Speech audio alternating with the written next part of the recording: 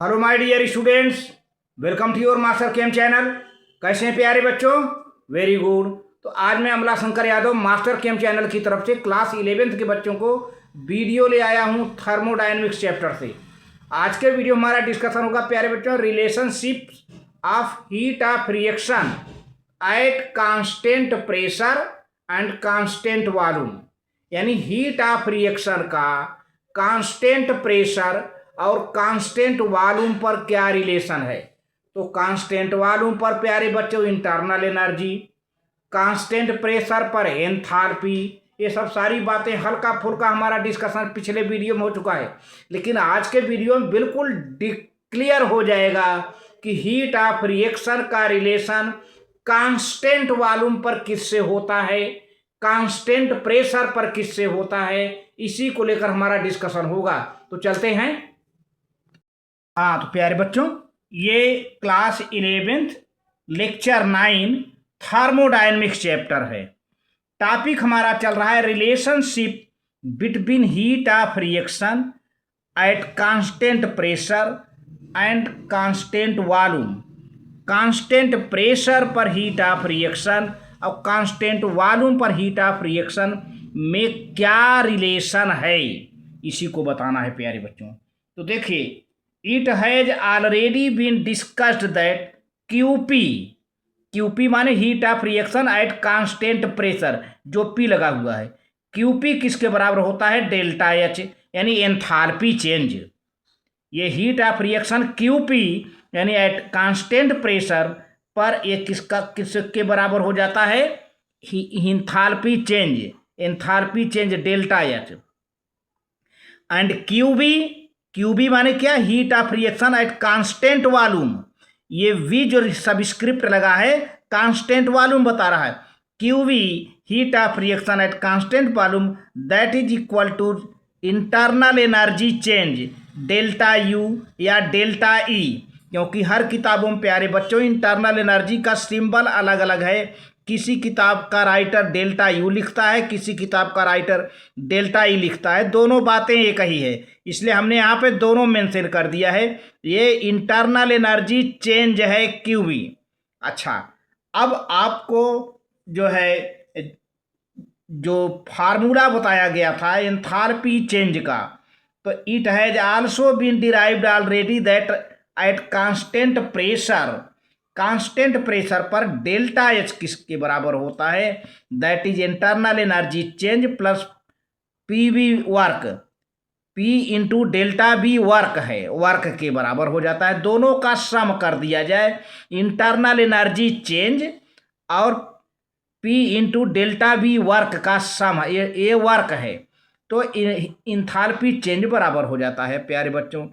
अब क्या है? ये डेल्टा एच की वैल्यू क्यूपी है, डेल्टा यू की वैल्यू क्यूबी है।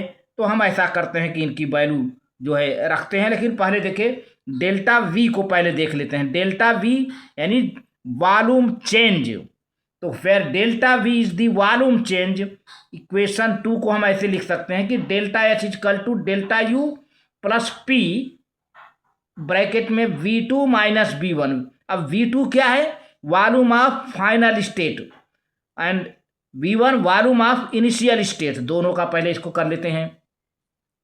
अब P से मल्टीप्लाई कर लेते हैं। Delta H is equal to delta U internal energy change plus PB2 minus PB1। यहाँ तक पहुँच गए। अब इसको रीअरेंज कर देते हैं प्यारे बच्चों। PB इजक्वल टू क्या होता है? NRT है ना।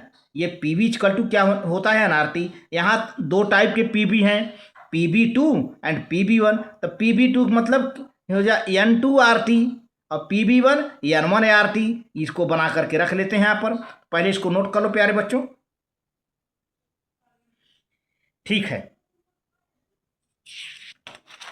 अब देखिए, PB1 N1RT, PB2 N2RT।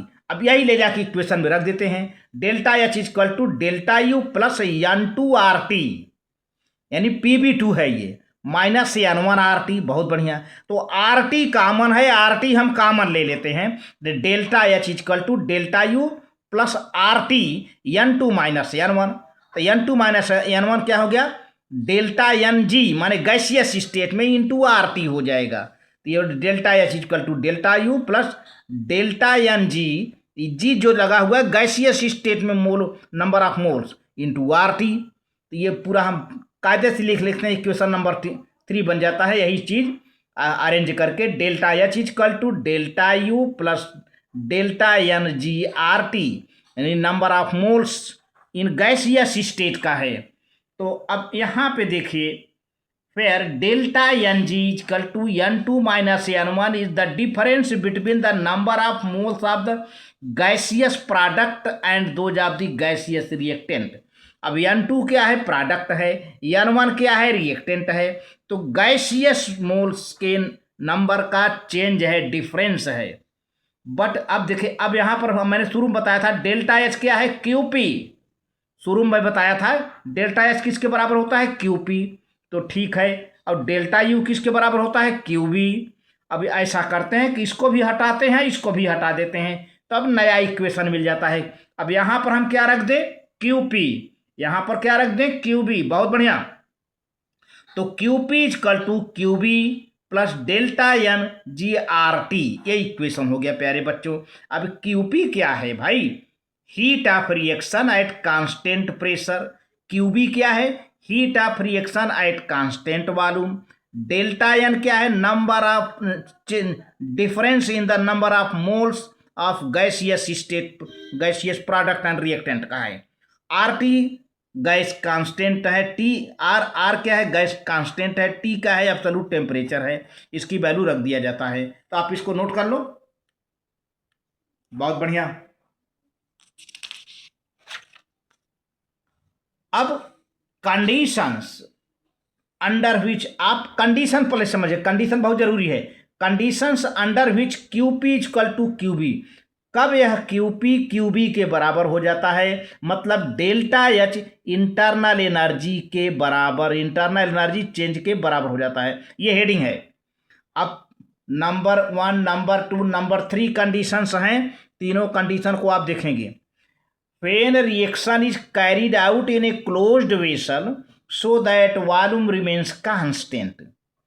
देखिए, पहला तरीका ये है कि अगर रिएक्शन एक बंद वेसल में, एक बंद बर्तन में, क्लोज वेसल में किया जा रहा है, तो इसका मतलब कि वहाँ वॉल्यूम चेंज नहीं हो रहा है, यानी डेल्टा वी क्या हो रहा है, 0 हो जा रहा है, वॉल्यूम चेंज नहीं हो रहा है। ठीक है। तो ये सेकेंड पॉइंट ये है कि when reaction involve only solids, या तो फिर ओनली लिक्विड या फिर solution, but no gaseous reactant और प्रोडक्ट, कोई गैसियस रिएक्टेंट या प्रोडक्ट ना हो, तो this is because the volume changes of the solids and liquids during the chemical reactions are negligible. तो वॉल्यूम चेंज जो है नेग्लिजिबल होता है। तीसरा कंडीशन क्या है प्यारे बच्चों, ये बराबर होने का, when reaction involve gaseous reactant and product but their number of moles are equal. देखिए, गैसियस रिएक्टेंट और प्रोडक्ट दोनों हों, लेकिन नंबर ऑफ मोल इक्वल हो तब बराबर होंगे, है ना। ये डेल्टा एच, डेल्टा यू या क्यूपी और क्यूबी के बराबर होने का 3 कंडीशन बताया गया है। लेकिन गैसियस स्टेट में number of moles of product, number of moles of reactant बराबर होना चाहिए, लेकिन वहीं कुछ गैसियस स्टेट के रिएक्शन हैं कि बराबर नहीं होते हैं, तो उसको भी हमने यहाँ पर दिया है। तो देखिए, पहले यहाँ देखिए, H2 plus Cl2 equal to 2HCl, ये gaseous state, gaseous state, gaseous, ये प्रोडक्ट है गैसियस स्टेट में है, ये रिएक्टेंट दोनों है गैसियस स्टेट में है। तो जरा प्रोडक्ट का कितना नंबर ऑफ मोल है, NP, number of mole of product 2 है, ठीक, नोट कर लिया। NR, number of moles of reactant, 1 मोल यहाँ पर, 1 मोल यहाँ पर, 2 हो गया, बराबर हो गया। तो NP minus NR equal to 0, इसका मतलब delta H equal to delta U या क्यूपी इक्वल टू क्यूबी हो जाएगा। तो QP equal to q v delta N G R T, तो यहाँ पर डेल्टा एन जी की वैल्यू कितना आ गई, जो है 0 आ गया, यहाँ हमने मल्टीप्लाई कर दिया, पूरा 0 हो गया, क्यूपी इक्वल टू क्यूबी हो गया, क्यूपी इक्वल टू क्यूबी हो गया, या delta H equal to delta U हो गया, या ई कहिए, दोनों इंटरनल एनर्जी चेंज हैं। तो ये हो गया प्यारे बच्चों, आप इसको नोट कर लीजिए। आगे देखते हैं।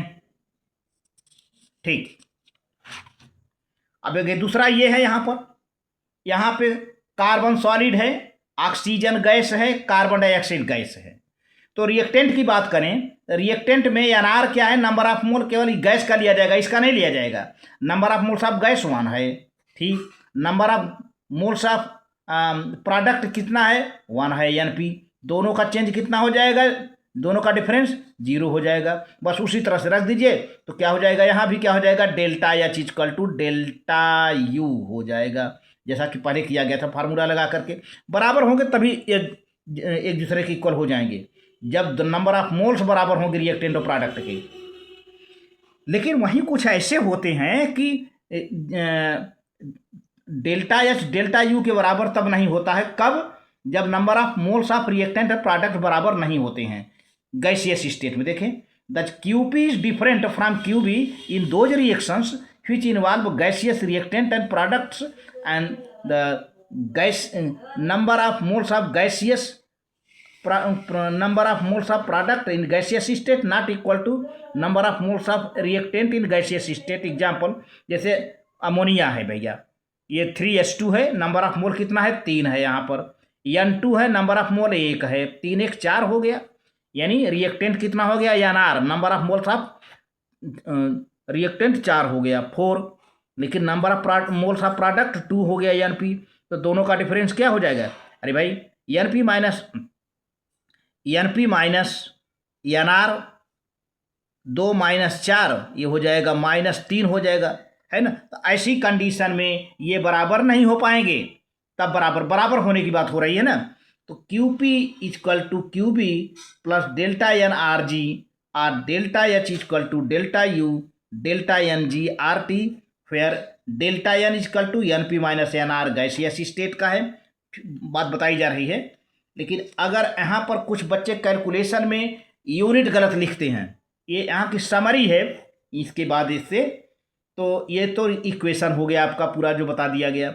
If q p and q v are delta H and delta U are in calories, अगर ये कैलोरी में है, देन आर की वैल्यू क्या हो जाएगा, 1.987 या करीब approximately 2 calorie per degree per मोल आपको लेना होगा। जब क्यूपी क्यूबी या डेल्टा एच या डेल्टा यू की वैल्यू आपको न्यूमेरिकल में कैलोरी में दिया हो, तब कैलकुलेशन करते समय आर की वैल्यू आप 2 रखेंगे, या 1.987, जो कि राउंड फिगर में ये 2 लिया गया है, 2 calorie per degree per mole. लेकिन if they are in kilo calorie, अगर क्यूपी क्यूबी या delta H delta U kilo calorie में है, तब आर भी बदल जाएगा।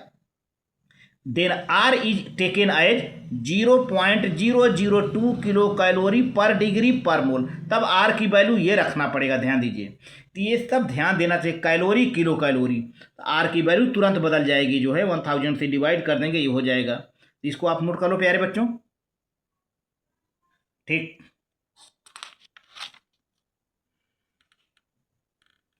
अगर क्यूपी क्यूबी और डेल्टा या delta U are in the joule, अगर मान लीजिए इनकी वैल्यू जूल में दी जाती है, तब आर की वैल्यू क्या रखेंगे, आर की वैल्यू ये रखा जाएगा 8.314 जूल पर केल्विन पर मोल रखा जाएगा, ध्यान दीजिए। अब ज़्यादातर बच्चे यही हर यूनिट में रखते हैं, जो कि उनका न्यूमेरिकल गलत हो जाता है।